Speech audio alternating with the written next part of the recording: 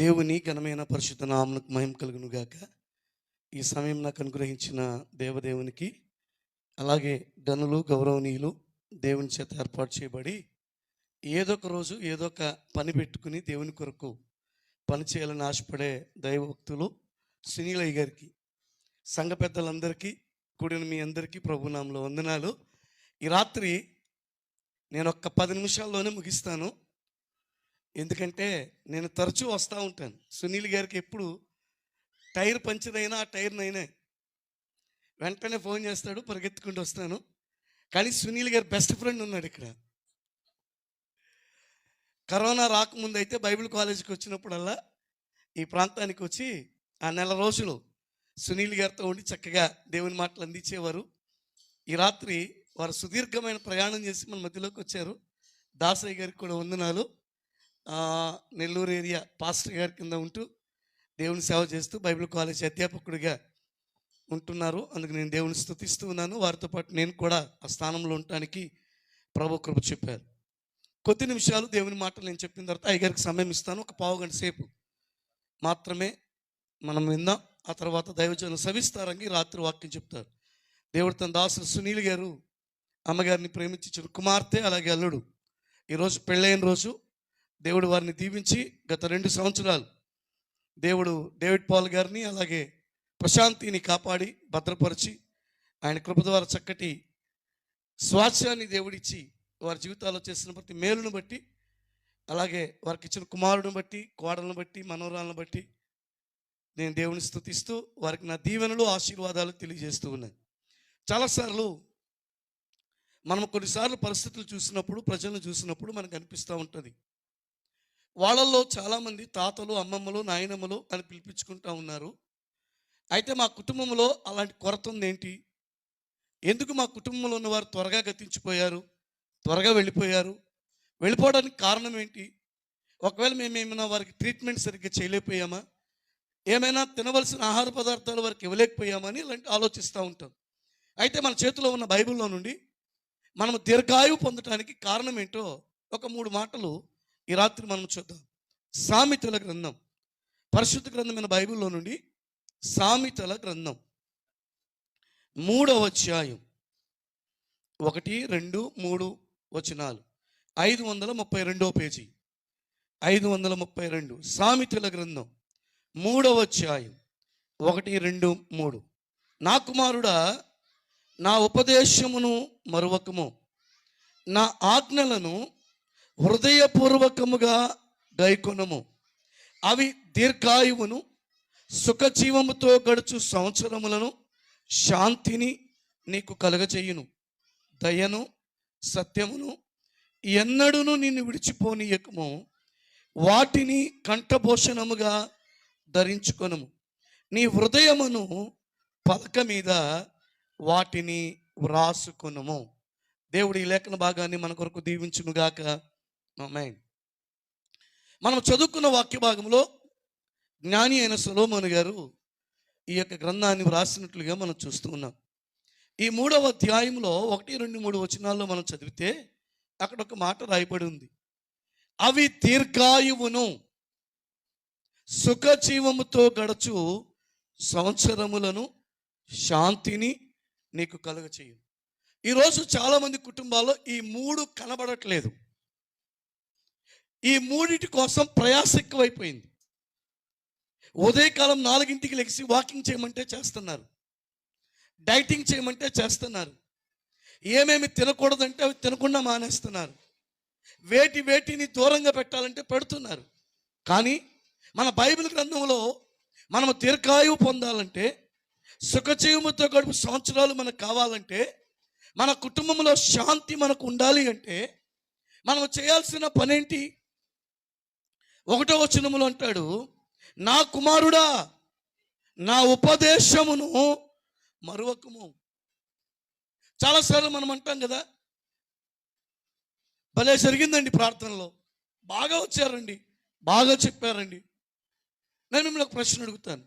ప్రతి సంవత్సరం ఈ కూడికలు జరగటం ఒక ఆనవాయితీ అయిపోయింది.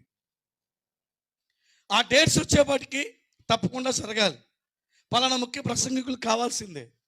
పోయిన సంవత్సరం జరిగిన 3 రోజుల కూడికల్లో ఒక్క ప్రసంగమైన మన జీవితంలో మార్పును తీసుకొచ్చిందా? ఒకసారి మనం ఆలోచించాలి. పోయిన సంవత్సరం కూడికల ద్వారా, పోయిన సంవత్సరంలో వర్తమానం ద్వారా, పోయిన సంవత్సరంలో అభిషక్తులైన దైవ సేవకులు చేసి ప్రార్థన చేయటం వలన నా జీవితంలో ఫలానా జరిగిందండి అని మనం చెప్పగలమా? పోయిన సంవత్సరం కోటాల్లో ఎవరు గొడవాడారో చెప్పమంటే బాగా చెప్తాం. పోయిన సంవత్సరం క్వైర్లో ఏ డ్రెస్ వేసుకున్నారో చెప్పమంటే చెప్తాం. పాట ముందు పాడమని తర్వాత ఒక్క చరణమే అని అన్నారని అది చెప్పగలుగుతాం. దేవుని వాక్యం ఇక్కడ చెప్తున్న మాట, దీర్ఘాయువు మనకు కలగాలి అంటే ఈ కూడికలు ఎందుకు ఏర్పాటు చేస్తున్నారు?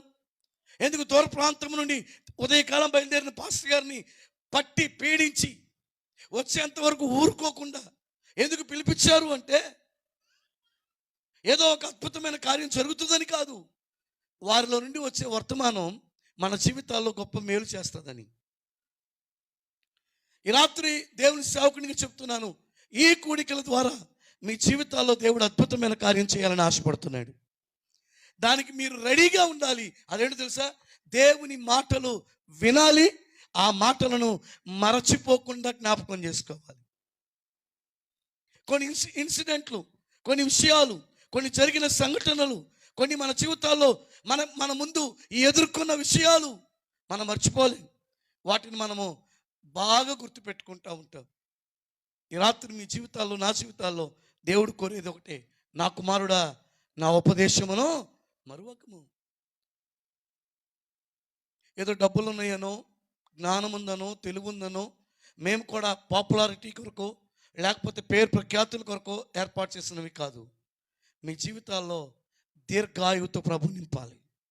ఒకవేళ ఈ రాత్రి నీకు కలిగిన రోగం, నీకు కలిగిన బాధ, నీకు కలిగిన బలహీనత, నీకు కలిగిన దుఃఖం, చెప్పాలంటే నీకు కలిగిన అప్పుల బాధ నిన్ను అతి త్వరగా లోకాన్ని విడిచిపెట్టి వెళ్ళిపోయేటోడు చేస్తుందేమో. కానీ రాత్రి నేను చెప్పగలను, నీకు కలిగిన వాటన్నిటిలో నుండి నా యేసు విడుదలిచ్చి నీకు దీర్ఘాయువుతో నింపబోతున్నాడు. స్తోత్రం చెప్తారా? దీర్ఘాయువును సుఖజీవిత గడుపు సంవత్సరాలు శాంతి మనకు కావాలంటే మనం ఏం చేయాలి? ఒక 3 మాటలు మనం బైబిల్ నుండి మనం నేర్చుకుందాం. ద్వితీయోపదేశ కాండం 5వ అధ్యాయం, ద్వితీయోపదేశ కాండం 5వ అధ్యాయం 33వ వచనం. కాబట్టి మీరు అమ్మా కుడికే కానీ ఎడమకే కానీ తిరగక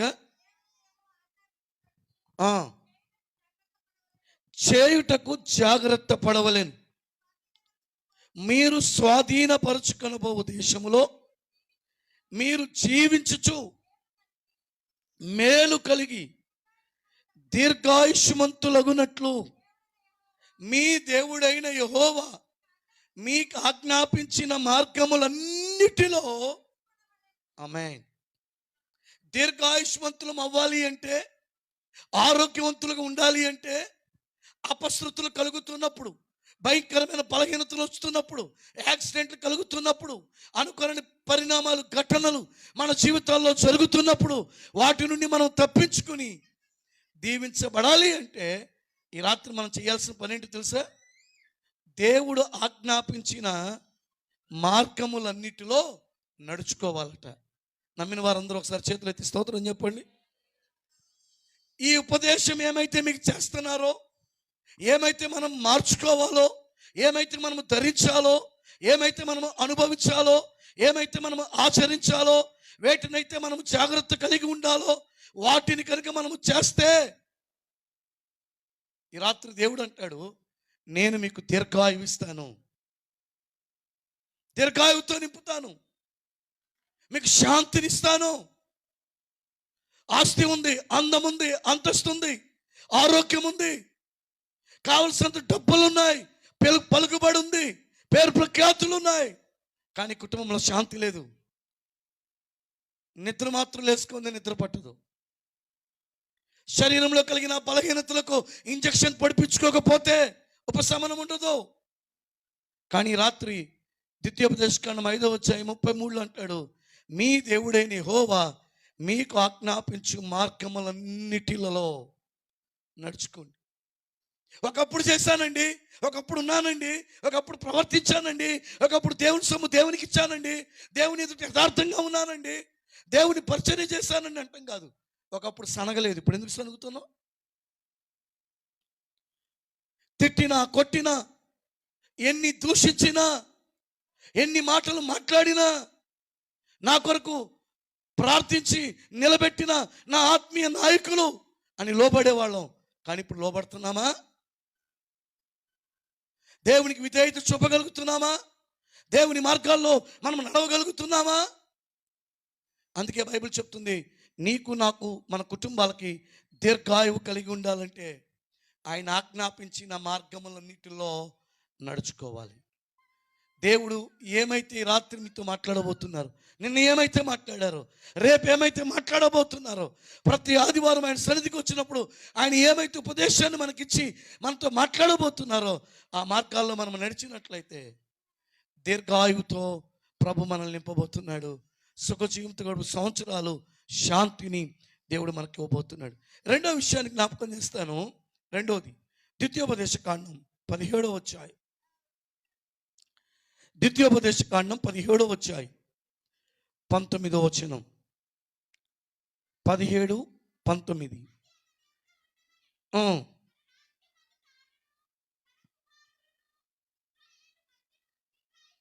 ఇశ్రాయేలు మధ్యను దీర్ఘాయుష్మంతులగుటకై తాను విడిచిపెట్టి కుడికి కానీ ఎడమకు కానీ తొలగక యుండునట్లు, తాను తొలగక యుండునట్లు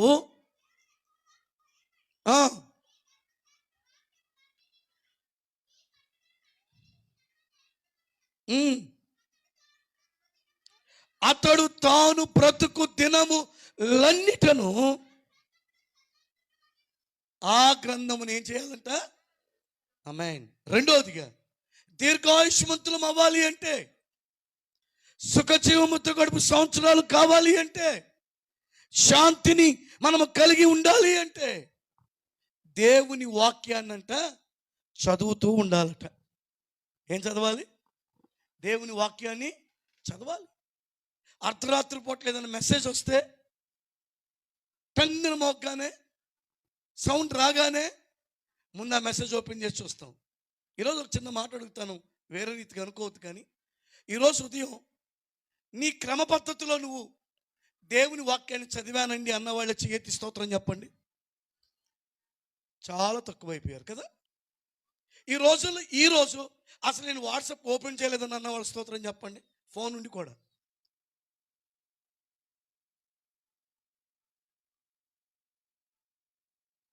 నేను చెప్పనా, మనం ఈ స్థితిలో ఉన్నామంటే, ఈరోజు బతుకున్నామంటే దేవుని వాక్యమే. ఎంతోమంది సమాధుల్లో ఉన్నారు, ఎంతోమంది కుటుంబాల్లో జీవితాలే మారిపోయాయి, పరిస్థితులు మారిపోయాయి, కానీ ప్రభు మనల్ని బ్రతికించి నిలబెట్టాడు. ఈరోజు దేవుని వాక్యాన్ని చదవటం మనం నేర్చుకుందాం. ఆఖరికి ఒక మాట చెప్తాను, ఆల్రెడీ పాస్టర్ గారు వెనక మళ్ళీ నిలబడ్డారు, ముగించట్లేదని. సామెతల గ్రంథం 3వ అధ్యాయం 16వ వచనం. సామెతలు 3:16. దాని కుడి చేతిలో దీర్ఘాయువును, దాని ఎడమ చేతిలో, ఆమేన్, అందరూ స్తోత్రం చెప్తారా? దేనిలోనంట? దేవుని వాక్యంలో. దేవునికి మనము లోబడితే, దేవుని మాటకు విధేయత చూపితే, బైబిల్ చెప్తున్న మాట, దాని కుడి చేతిలో దీర్ఘాయువును, దాని ఎడమ చేతిలో ధనఘనతలు ఉన్నాయి. స్తోత్రం చెప్తారా? హల్లెలూయా. దేవుని మాటలు మనము వినటం వలన దీర్ఘాయువు. అందుకే నేను అంటాను, ఎక్కడికి వెళ్ళినా బంగారం పెట్టుకునేవాళ్ళు బంగారం పెట్టుకునే వెళ్తారు, వాచ్ పెట్టుకునేవాళ్ళు వాచ్ పెట్టుకునే వెళ్తారు, సెల్ తీసుకెళ్ళే వాళ్ళు సెల్ తీసుకునే వెళ్తున్నారు. కానీ దేవుని వాక్యాన్ని మనం తీసుకుని వెళ్తున్నామా? ఆ వాక్యం మనము సాధనం చేయగలుగుతున్నామా? మన మైండ్లో ఉందా? ఈ కోడికల ద్వారా సంవత్సరం అంతా దేవుడు కాపాడాడు.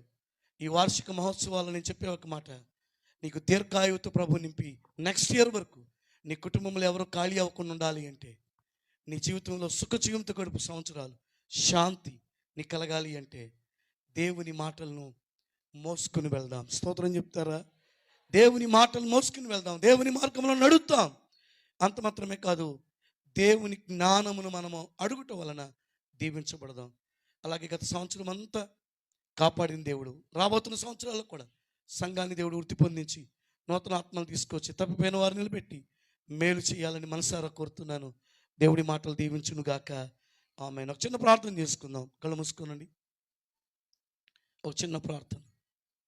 ఈ రాత్రి, నా కుమారుడా, నా ఉపదేశమును మరువకము, నా ఆజ్ఞలను హృదయపూర్వకంగా గైకొనుము.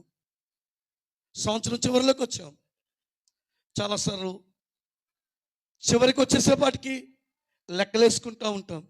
ఈ రాత్రి ప్రభు మనం లెక్కలేస్తే మనం మిగులుతామా, తగులుతామా? మరలా నూతనమైన సంవత్సరానికి చూడగలుగుతామా, లేకపోతే ఈ సంవత్సరమే మనము సర్దుకుని వెళ్ళిపోవాల్సి ఉంటుందా? ప్రభు అంటాడు, నా ఉపదేశమును మరువకు. నేర్చుకున్న సత్యాన్ని, వింటున్న బోధను, వింటున్న పద్ధతులను మనం మరవకుండా ఉంటే దీర్ఘాయువును, సుఖజీవితో సంవత్సరంలో శాంతిని ప్రభు ఈ రాత్రి అనుగ్రహించబోతున్నాడు. మరొకసారి మనము రీడెడికేషన్ చేసుకుందాం. నీ మాటలు చదువుతానయ్యా, నీ అడుగు చాడల్లో నడుస్తానయ్యా, నీ ఎందుకు భయభక్తులు కలిగి ఉంటానయ్యా అని తీర్మానం చేసుకునే లెక్కైతే ఒకసారి మీ చేయొద్దని మీ కొరకు నేను ప్రార్థన చేయబోతున్నాను. ఈ రాత్రి దీర్ఘాయువుతో నీ కుటుంబం నింపబడాలని ఆశ ఉందా? సుఖం కావాలా? శాంతి కావాలా? ఈ వార్షిక కూడికల్లో ప్రభు నీతో మాట్లాడుతున్నాడు. 29 సంవత్సరాలు దేవుడు తన దాసులకు ఇచ్చిన ఈ దర్శనాన్ని నెరవేర్చుకుంటూ ఆ భారాన్ని తిరిగి సునీల్ గారి భుజాల మీద పెట్టి మోయటానికి కృప చూపారు. మమ్మల్ని మిక్కిలిగా ప్రేమించిన వాడానికి వందనాలు. ఈ రాత్రి మీరు ఇచ్చిన ఈ కొద్దిపాటి అవకాశాన్ని బట్టి స్తోత్రం. మీరు చెప్పమన్న మాట చెప్పాను. ఈ రాత్రి నీ బిడ్డల జీవితాల్లో మేలు జరుగునుగాక. చావసిద్ధమైన వారు, బలహీనంగా ఉన్నవారు, అనారోగ్యంగా ఉన్నవారు, ఆందోళన చెందుతున్నవారు, వారి జీవితాల్లో కలిగిన ప్రతి నష్టము యేసు నామములో వారిని విడిచిపోవునుగాక. నాయన, దీర్ఘాయువును, సుఖజీవిత గడుపు సంవత్సరాలను శాంతిని కలిగించే నీ వాక్యం నీ ప్రజల హృదయాలలో ఉండటానికి, వాక్యము చదవటానికి, ధ్యానించటానికి, మొరలడటానికి కావలసిన కృపనివ్వండి. దీవించండి. వ్యయ ప్రయాసాలతో ఏర్పాటు చేసిన ఈ కుడికి ఆశీర్వదించమని నిన్న వాడుకున్నావు, ఈ రోజు కూడా మీరు ఆశలను వాడుకోనండి, రేపు కూడా మీరు వాడుకోనండి. కృప చెప్పండి. అక్కర్లను నేను నామలో తీర్చండి. నీ బిడ్డలకు ఈ మాటలు విని ఎవరైతే వారి జీవితాలు ఇది కావాలని ఆశపడుతున్నారో యేసు నామములో వారికి మీరు అనుగ్రహించి ప్రతి విధమైన బలహీనత, రోగము, అంటువ్యాధి, ప్రతి విధమైన మానసిక ఒత్తిడి, ప్రతి విధమైన ఆర్థిక ఇబ్బంది యేసు నామములో వారి శరీరాన్ని విడిచి వెళ్ళిపోవునుగాక. నాయన, దైవిక స్వస్థత ఇవ్వమని యేసు నామమున అడుగుచున్నాం తండ్రి. ఆమేన్. కూర్చుందాం.